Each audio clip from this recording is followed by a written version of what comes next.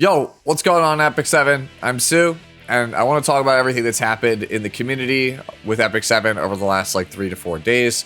I took some time to think about it, right? And not just jump the gun, because everybody seems to think that we are all jumping the gun and doom posting and just doing this stuff for clickbait for whatever reason. That couldn't be further from the truth. Anyways, let's talk about it. So for those of you guys who don't know, about 4 days ago, Gimmick, Ryoko, and Oreos were let go from the Epic 7 community managers team, right? And according to the Outer Plane community managers, the US office for Smilegate has been closed. Gimmick, Ryoko, Oreos, Arusel, Mashu, Luca, right? I have met all of these people in person. I have been to Smilegate's office in LA. So yes, obviously, I'm very upset about the entire thing, right? And all of this news was dropped during Tristan Wolf's bi-weekly maintenance podcast, which I was on. And I got really upset because these are really good people who I know only have the best intentions for Epic 7 and its community. To see them let go for whatever reason, you know, whether that's a contract ending, a disagreement with management, whatever, right? It's ultimately going to be very disheartening and very upsetting to me. This is the same feeling I had when Mashu and Luca left. Although at least they got a send-off stream, and I knew that I at least had Mashu's brother Arusel and the rest to pick up the slack.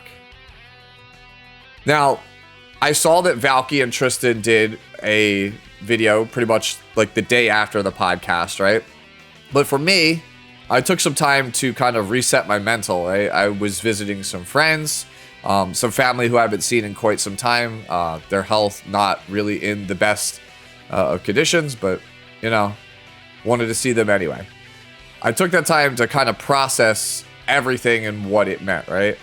And during that time, I've read a lot of posts about what people have been saying, right? And I've even seen some videos basically just willing to, you know, not willing to, I should say, see our side of it, just completely dismissing it, citing their own mental. Like, it's just like a, hey, you should check the facts, but I'm not gonna listen to anything you have to say. Like, that's a little bit confusing. And I say that because part of being a content creator, right, is that you are not only supposed to provide your audience with some kind of news or some kind of information, right? Something that helps enrich the community. But you have an obligation, a responsibility to look out for your community, right? You should be making sure that your community is not taken advantage of, whether that's by, you know, scamming them. Like, you don't want to scam your audience. That's ridiculous. But you also want to make sure that you hold the company who makes the game that you cover accountable when they're, you know, doing some BS, right? If they're doing something that I think is not good for the health of the game, I'm going to speak up about it, right? I always try to be honest and transparent with you guys in my audience. And if you think I'm lying or I'm like doom posting or whatever, then you can just walk. You can just take a walk, right? Like, this space, the I'm Sue channel on YouTube, this is my space, right? Hopefully you come here for me and my opinions or whatever have you, right? Now, the big question that everybody keeps asking is Epic 7 dying? No, it's far from dying. But I just don't know if the interests of the community, right, are being served anymore. Hence why I am worried. What this means, right, that as of now, we as a player base don't really have any recourse to fix things should they go awry. The US community managers did a lot for this game.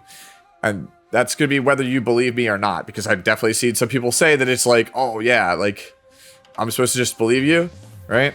And yes, I am aware that we have GM says, right, they are the new community manager at the moment, but I'll talk about GM says in due time. I've seen, again, people say things like, well, the CMs told us to make stove posts about what is wrong with the game. Why can't we just tell them? Why don't we, you know, they just do their jobs?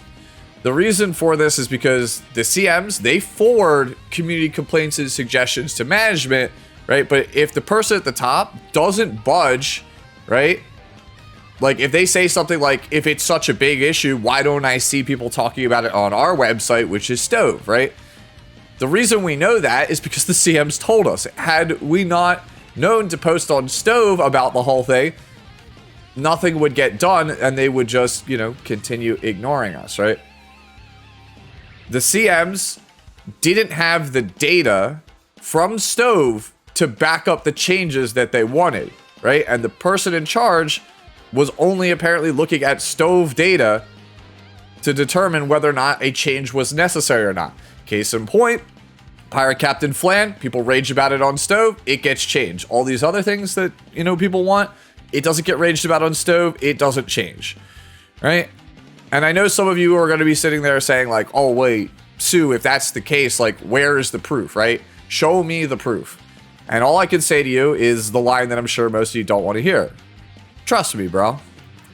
And for some of you, that's super not going to be good enough. I get that. You should always be skeptical. You should always think critically. It is the smart way to think, honestly, in my opinion. If I was in your shoes, I would do the same. After all, the proof that some of you want, right? From people like Valky or Tristan, Divine, me, right? We can't give you like the screenshots or the leaked DMs that prove what we're saying is right. Because if we did, right? Because we signed something, we'd get a cool letter in the mail saying that I'm going to probably have to appear in some kind of court or something. And with like my medical bills and whatnot, I don't have the money to fight a, you know, borderline billion-dollar corporation. No offense, right? That said, and I joked about it on Tristan's podcast, the Squid Game Season 2 line. I have played these games before, right? I might not look it, because I do have, like, somewhat of a baby face, but I, as the meme goes, I'm old, Yusuke. I'm older than Valky, I'm older than Carr, I'm older than Elf Mage, right? I may not look it, but yes, I am old. I am ancient in the land of gacha games, right?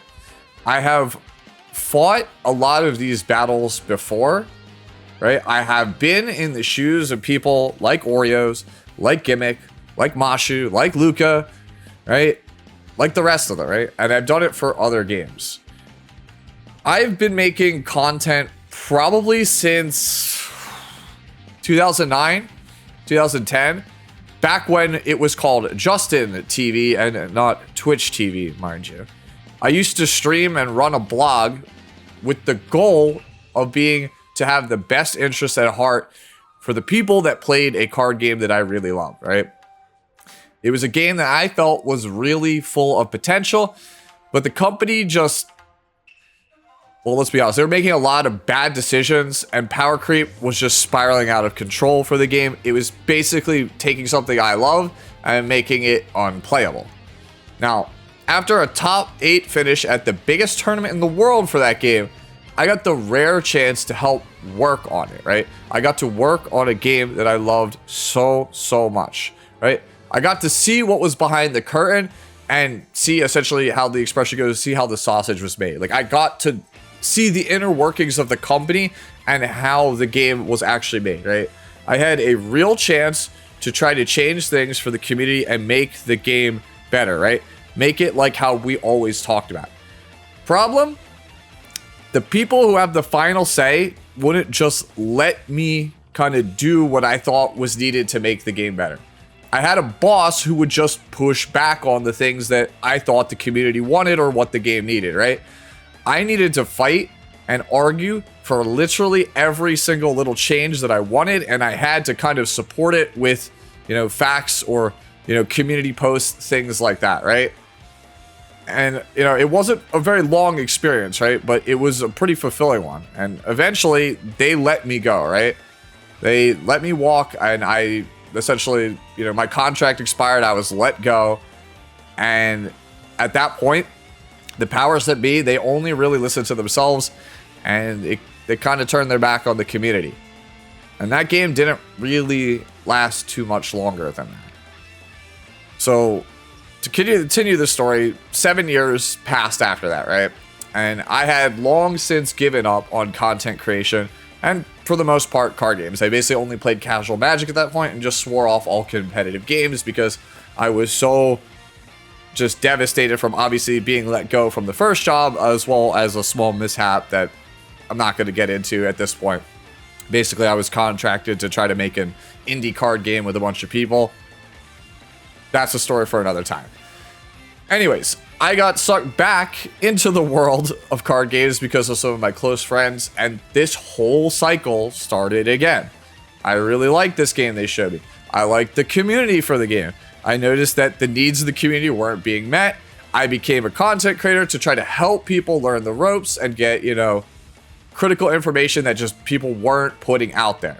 I got a top 16 finish in the biggest tournament in the world.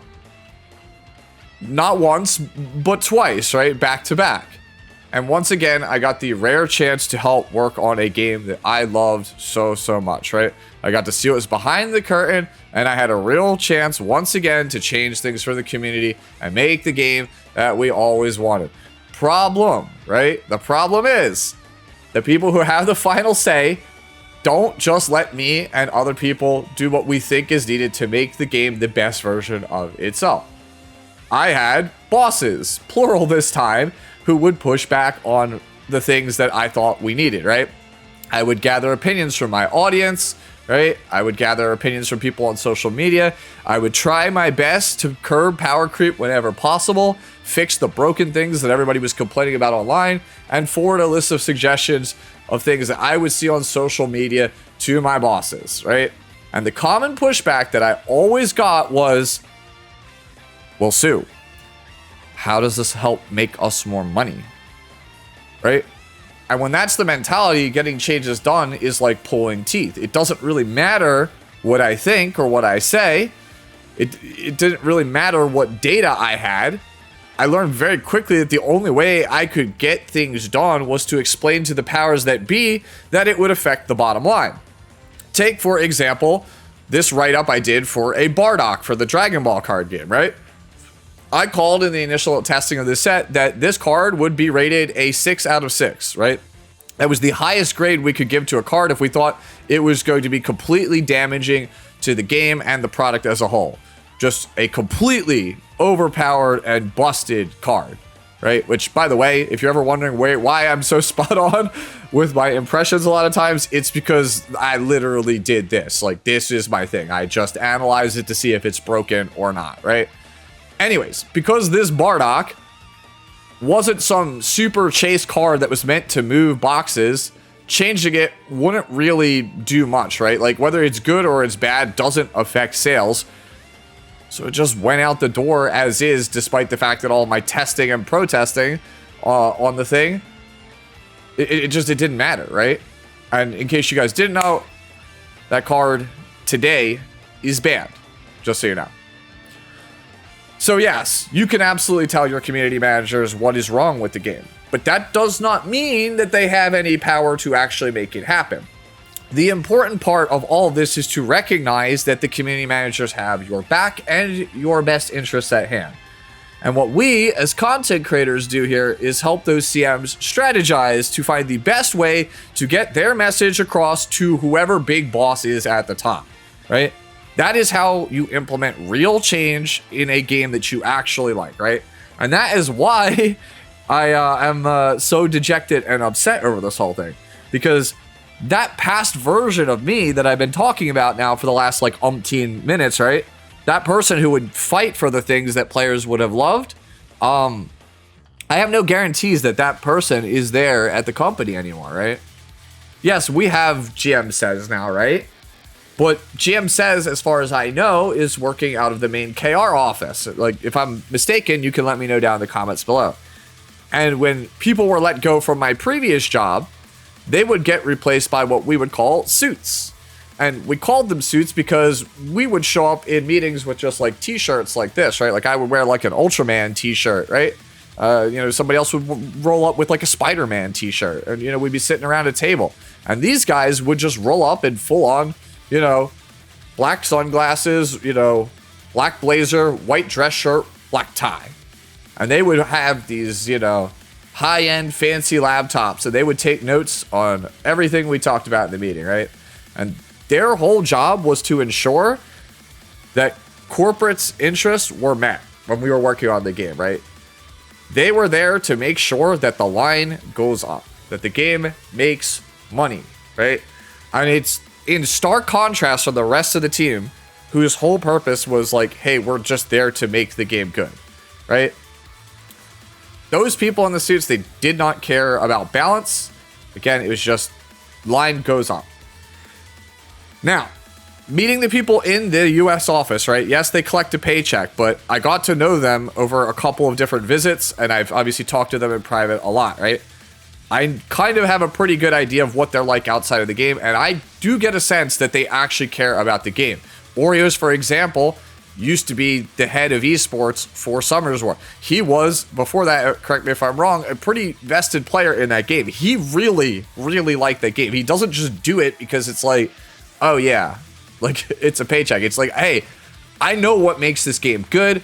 I know what would ruin this game. I know, like he would used to always talk about, like, I never want to see like violent runes in Epic 7, right? Because I know that would ruin the game, because that used to like make him angry, right? I got, like I said, a good sense that these people cared about the game that I was playing as well, and that they had my back, right? The suits, like I said, not so much, right? So I don't know right now, with GM says and the new CMs, right? I don't know who they are. I've never talked to them. I've never met them. So I don't really have any guarantee that they are not one of these hypothetical suits that I am talking about, right? Given the radio silence that SG has had on a lot of these things over the last few months, given the fact that they had a tone-deaf response with the Pursuit season infographic that may or may not have been just written by AI, right? The fact that the game has unprecedented power creep that keeps spiraling out of control. I don't know if the team I'm getting are suits that just maintain the status quo for 3-4 years until the 10-year plan is over, or are they actually somebody friendly who wants to make this, Epic 7, the best possible game that it can be? Because that's what I want. I want the best possible version of the game. I don't want to replay the same Rift for like a 6th time with the same assets, right? That would just piss me off. That just makes my thoughts on the game turn to apathy. Because what I see what could have been, and I know what could have been, versus what I have is damn near frustrating. And that is why I am upset, right? Those are my thoughts, basically, on this entire whole thing. Now, look, I'm not trying to doom post, but I am just trying to keep it real with you guys, you know, in my audience, right? E7 is going to be fine. I'm going to keep doing content for the game like I always do, right? I'm still going to do the guides, the impressions, all that stuff you've come to, you know, expect from me. But as you can tell, I'm pretty miffed about the whole thing. Because again, things could be better. So, you know, maybe I might be down on E7 for a little bit. And there might be some other games that show up on the channel, such as Goddess of Victory NIKKE, right? I really like that game. I think it's really good, and I love how transparent the devs are with its community. I have literally a roadmap for NIKKE until August, right? There are no surprises there. I know exactly what I'm getting, right? And I know from the meetings that I've been in that SG is aware of Shift Up. It does get brought up from time to time. And honestly, like, if they're aware of it, I hope whoever's listening changes their thought process and the way they think about the game. Because I would love for them to make a pivot towards that management style, right? It would just be such a huge breath of fresh air. And I think it's something the community would really, really love, right?